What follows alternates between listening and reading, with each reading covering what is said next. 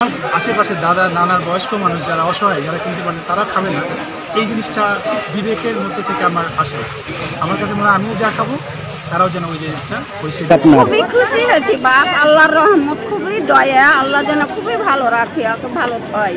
আমার খুবই ভালো হয়েছি বেটা, খুবই আর বছর এসেছি বাপ, আমরা দিয়ে যাই এটার আনন্দ বেশি।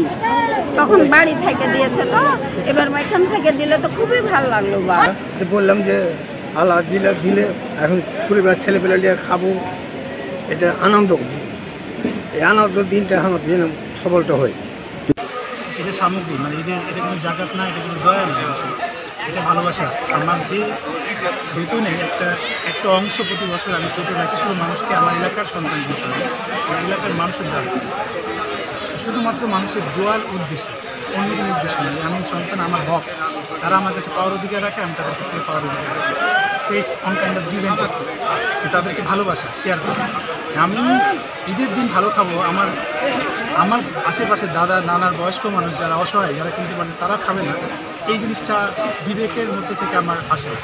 আমার কাছে মনে হয় আমিও যা খাবো তারাও যেন ওই জিনিসটা ওই সেদিন একই জিনিস কিনতে পারে।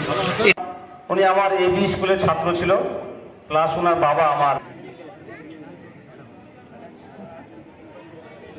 যে অসামঞ্জস্যগুলো চলে আসে, সে আমাদের এই ঈদটা সকলের খুব সুন্দরভাবে কাটুক। এই জন্য বক্তৃতার অল্প করে বলে বা সংক্ষেপে বলে আমরা শেষ করব।